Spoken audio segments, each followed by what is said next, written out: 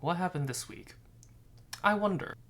Hmm, Interesting. Microsoft's adding more competition and without having to buy out other small indie companies or their games. I think this is a much better approach. I think this is also pretty good in forcing Steam to be more developer friendly. I think this is a good idea.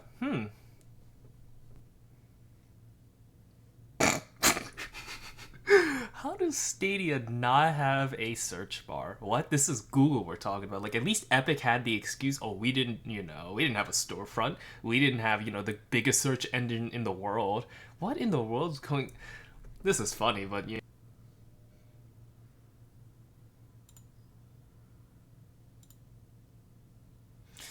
Oh, here we go again. Oh my gosh. Hey guys, welcome back to another week of bad news. So, as you saw in the intro, Activision just shafted another developer, and now they're part of the COD mines. And so, basically, at this point, every studio working on Activision is working on COD, and besides Blizzard, but you know. So yeah, I don't like this, but before we get into that set of bad news, let's first start with the good news, and I'll be talking about the Microsoft Store situation. So, first off to begin, Microsoft is shaking up the PC world, and they're using a 12% cut from the games instead of a 30% cut like Steam usually does, and so this is pretty interesting. I think this is good for competition because developers will be able to actually get more money from their games, and this allows more competition to come out. So I do wonder though if Microsoft's going to only now host like future Halo games or any future exclusives on the Microsoft Store only and not on Steam. And I would think that's what they're doing. I know particularly with Halo 5 it hasn't still been released to PC, so they're probably going to put it on there. I think Infinite's also going to be on the Microsoft Store, so I think this is really interesting. I think this is good for competition, and I hope Steam gets off their bums, but knowing how powerful Steam is, they're not going to do it. But we can hope. At least maybe Steam will change a little bit. Who knows? We'll see. Oh, and a quick update on the old Xbox Store is going to be cutting getting a 12% revenue cut. So this is only for the Microsoft PC Store, and it's not going to be for the Xbox Store. And they said we will not be updating the revenue split for console publishers. They already explored the idea, and so, I mean, I could see that, but like, it's not going to look that great in my opinion. That they're like, oh, we're going to make a 12% cut on the PC Store, but not for the console store. So, but I kind of do understand that Microsoft's like market base is within the console space more so than the PC space. So I understand this move, but again, if they made it universal, I think it'd be a lot better. But I understand where they're coming from. But now I need to get onto something really funny. Somehow Stadia didn't have a search bar for their games, and I'm just like, but how though? And it's not like they were Epic, where they were just starting a storefront. I can understand them not having a search bar because they weren't the world's biggest search engine. They were just a game company. But Google, on the other hand, they're literally a search engine company, and they have like YouTube under their hood and like many other things. But like, how the heck did you not have this until now? What? It's hilarious, but what? But it's whatever. Unfortunately, now we're gonna have to get onto the depressing part of the news. And so I'm not sure how many of you saw this over the weekend, but yeah, Toys for Bob essentially is no longer a company or is no longer a developer that's making games separate from COD. They are now supposedly just going to be another COD company, such as Beanox, Raven, Sledge Entertainment, Infinity Ward, and Treyarch. So, it's just a little maddening to see that Crash 4 ended up doing so well.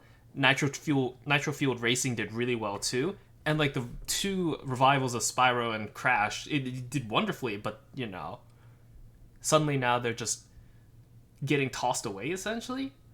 I'm assuming it's because it just didn't make enough money like COD, and so if it did, then maybe they'd continue on. But yeah, I don't know. Honestly, I'm a little mad about this, and I really think unless Warzone is making that much money compared to what Crash 4 did, I don't know. It's honestly so weird to see this, but not fully unexpected. To be fair, I guess EA is now looking a little bit better. They really haven't been closing too many developers down. But it still hurts when EA and Activision do this, but what can we do? Now, next on the higher ups are really bad at giving money away because they're greedy and bad. CD Projekt Red's board members are set to receive a huge bonus ranging from $4 to $6 million, while the employees are supposedly going to get lower bonuses than expected because the game wasn't delayed and it didn't meet sale expectations. Probably due to not only people hearing, oh, the game is super buggy, it's not playable on the consoles, but also the fact that they got refunds and the PlayStation Store actually removed the game from their storefront. So, yeah, again, this is like the Bobby Kotick situation with the whole he's going to get $200 million in bonuses. So sure, while he took a pay cut to his general salary, the bonus was so much that it basically negated what he lost. And I think I know now that Bobby Kotick's taking only part of that 200 million. He's taking like a slight pay cut because of all the controversy, but like if you have to do that after the fact, it just doesn't show any character. At least like Nintendo executives were like, hey, the Wii U didn't sell well. It's our fault, and we're going to keep everybody else employed, but we're going to take a pay cut because we can, and it's not the people's fault that the Wii U failed, or at least it didn't do so well when it first launched. And so, again, I'm not, wholly, I guess, surprised by this, but people confuse me sometimes, honestly, but I don't know. Maybe after this controversy, the board members will take some of their money away and give it to the employees. I don't know. We'll see what happens, though. I do hope, though, that the developers do get, some more money out of this so that they can actually feed themselves, And just to tack on to the Cyberpunk news, basically, somehow this person can't do basic math.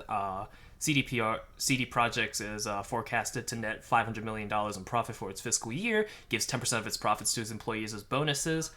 And then Colin says, in that situation, the average bonus is $50,000 per person. That's not the case. It's $50,000 for all the employees as bonuses. I don't get how he got that math. It's not 10% of the profits to his employees as bonuses, as in 10% of the $500 million for each employee. It's 10%, and then shared amongst those employees. So, yeah. Even if it was 50 million, they employ thousands. Let's say like 2,000.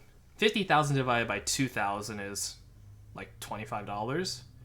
So I mean, that's just that's still not a lot of money for bonuses. It's just, yeah. I don't know. Honestly, these people are just kind of stupid. Either because they are stupid or they're just trying to be asinine. So CD Projekt Red, do better. And don't release games that are completely unfinished. Like, I understand some games, they're not going to come out fully unbuggy, but come on. You knew there were issues.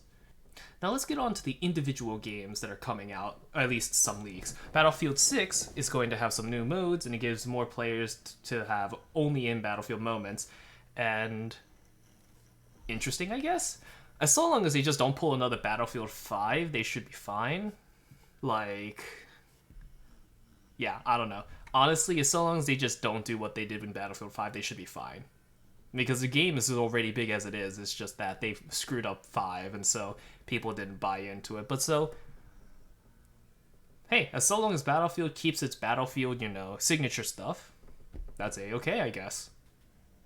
Now, if you weren't aware, there was a state of play that came out, and let me tell you, I pretty much enjoyed the presentation. As a fan of Ratchet and Clank, I was like, this is great. And sure, while the few past Ratchet games weren't, at least story-wise, that great, and or gameplay-wise, depending on which games you're looking at, I mean, as far as I can tell, this looks good. I think this has the potential to be a really good Ratchet game. So I hope that's the case, because I don't know if I could deal with a bad Ratchet game. Because again, I made another bad decision. I pre-ordered this one too. I need to stop making bad decisions, but somehow it's always panning out for me at this point, so I might as well continue making those bad decisions until it becomes bad. So I still haven't gotten Returnal yet, so once I do, I'll give you my thoughts on it. At least from what people are saying, it's good, but we'll see. Oh, and before I forget about Resident Evil Village, yeah, there's a playable demo again, so it already started for some people, and it's going to continue until May the 9th, so go ahead. Play Resident Evil Village's demo if you really want to play it.